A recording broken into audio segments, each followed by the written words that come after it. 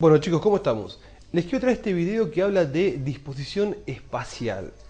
Es uno de los primeros videos que deberíamos ver en anatomía para poder ubicarnos en el espacio. Anatomía no es una materia difícil, pero sí necesita un lenguaje propio, necesita una ubicación espacial propia, y a medida que pase el tiempo y que vayan viendo, leyendo, escuchando, interiorizándose, van a ir hablando el mismo lenguaje anatómico, van a ir entendiendo la distribución en el espacio y las cosas van a resultar más fáciles. Al principio cuesta mucho, pero bueno, es cuestión de ir agarrándole la mano. ¿Qué quiere decir disposición espacial? Partimos de una posición anatómica, es decir, cuando hablamos de adelante, atrás, arriba, abajo, lo hacemos en base al espacio, a un cuerpo que está localizado de una manera en particular, en una posición base que se denomina posición anatómica.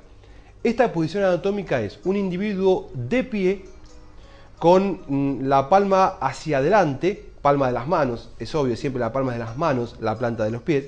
Entonces, la palma hacia adelante, lo que se denomina supinación, y en puntas de pie. De vuelta, ¿cuál es la posición anatómica? Es un individuo de pie, mirando hacia adelante y en supinación con sus manos en supinación. Vamos a tener un eje del cuerpo que va a entrar por la parte media de la bóveda del cráneo y va a salir por la parte media del periné. ¡Apa! Duele un poquito. Entonces, en base a ese eje del cuerpo, vamos a determinar los diferentes planos espaciales. Veamos. Disposición espacial. En el espacio tenemos las siguientes dimensiones. Este es un plano dado por dos dimensiones. Y cuando ponemos otro plano, recién hablamos de espacio, de tres dimensiones. Si no, tenemos solamente dos dimensiones. La pantalla de la computadora, el papel, el pizarrón, son solo dos dimensiones. Un holograma sería en tres dimensiones. Este dibujo acá intenta representar una tercera dimensión. ¿Cuáles son las terceras dimensiones?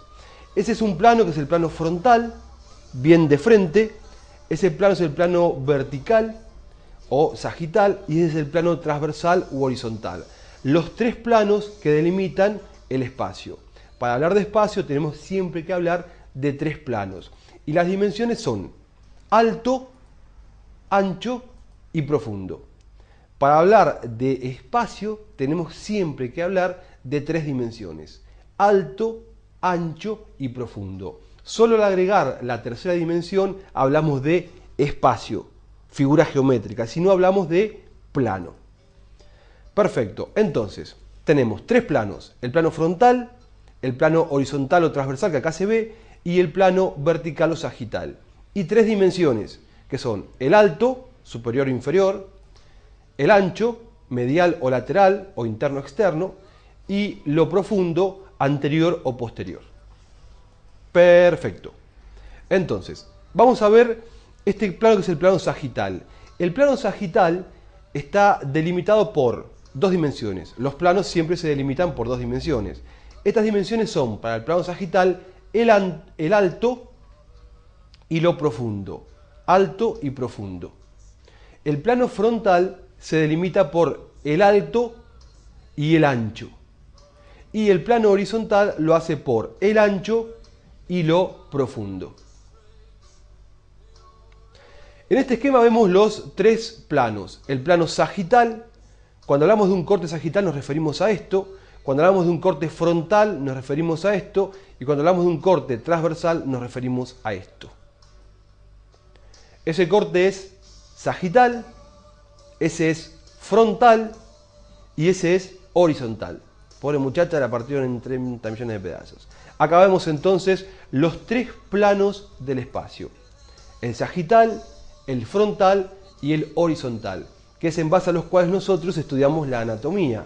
Salvo que tengamos el preparado, la pieza cadavérica arriba de la mesa, si no, nos manejamos con estos tres planos.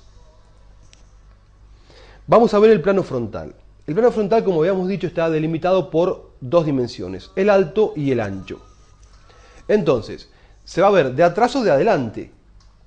Lo que esté más arriba va a ser superior o cefálico o proximal. Lo de proximal y distal, que es lo que se contrapone, inferior, caudal o distal, es decir, superior o inferior, cefálico o caudal y proximal o distal. Lo de proximal y distal se usa más que todo en miembros, superiores e inferiores. Después, lo que esté para el lado del eje, de este eje, va a ser interno o medial, en este plano, y lo que esté más hacia afuera va a ser externo o lateral. Por ejemplo, esto es un corte frontal de una pelvis. Acá vemos la vagina, a ver qué es esto.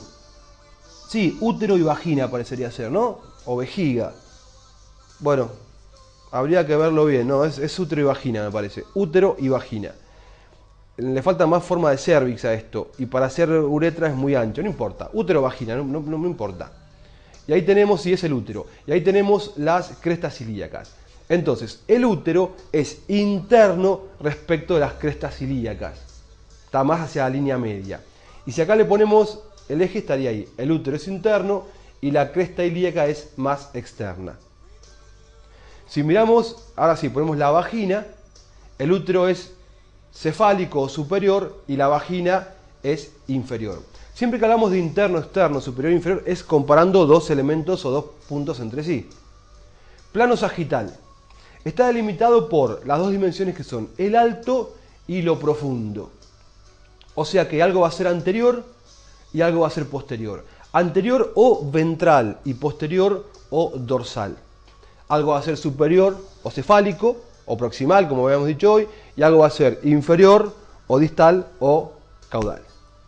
Por ejemplo, vemos un mediastino visto de lateral, es un corte sagital. Esto es anterior, esto es posterior, superior e inferior. Acá vemos que este plano y este plano, esto es anterior respecto de esta línea que es posterior. Plano horizontal. Está delimitado por las dimensiones que son ancho y profundo. Algo va a ser anterior o ventral y lo otro va a ser posterior o dorsal. Algo va a ser interno o medial o izquierdo si se comparan los dos lados del cuerpo, y algo va a ser derecho, externo o lateral. Por ejemplo, fíjense, esto es un cráneo, esto es anterior, esto es posterior, derecho e izquierdo. Acá les marco las fosas orbitarias que estarían ahí y ahí les marco la silla turca.